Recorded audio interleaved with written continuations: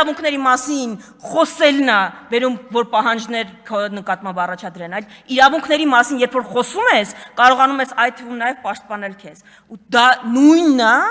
նույնն է բոլոր հարցերում։ Չեք ուզում Ադրբեջանը խոսի այստեղ ադրբեջանցիներին բնակեցնելու մասին։ Բա դիվանագիտական ձեր կորպուսը ի՞նչ է անում։ Փաթեթ պատրաստեք Սումգայիթում, Բաքվում ապրող ջարդերի ենթարկված ապրած հայերի մասին։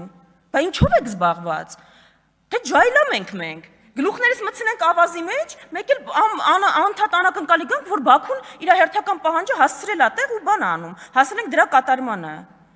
Դիմագրավել է պետք դրան։ Ոչ թե մեզ ասել, գալ ստեղ ասել մեր իրավունքներից մի խոսեք։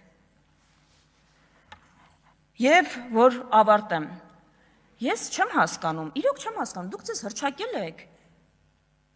60%-անոց սահմանադրական մեծամասնություն ունեցող ուժ, էլ չգիտեմ, գնում եք մարզեր, տարբեր տեղեր, ասում եք, պրոբլեմ չունեք։ Ժողովուրդ, ձեր վարքագիծը ու ձեր բառապաշարը պրոբլեմ չունեցող ուժի վարքագիծ չի, ու բառապաշար չի, բոլորդ Վահագն Ալեքսանյանի եք վերածվել։ Ինչ բառապաշարով եք խոսում, ինչ ջղաձգումներ են, այս 70% ունեցող ուժի վարքագիծը։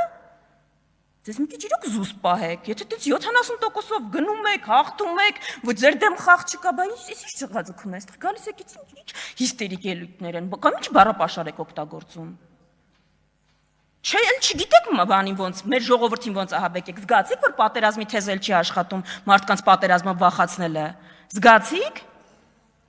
Տեսաք, որ հակառակական աշխատում։ Ու վերջում միտեղ ասել եմ, այստեղ էլ ասեմ, որ ես ասում էի, որ Հայաստանում չկա պատերազմի ուժ,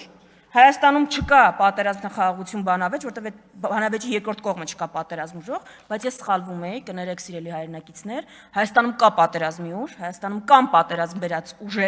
պատերազմներ բերած ուժ, ու այդ ուժը իշխող կուսակցությունն է Հայաստանի, քաղաքացիական պայմանագիրը։ Ու եթե կա պատերազմի եռագլուխ դև, այդ Նիկոլ Փաշինյան, Էրդողան, Ալիև պատերազմի եռագլուխ դևն է։ Հենց որ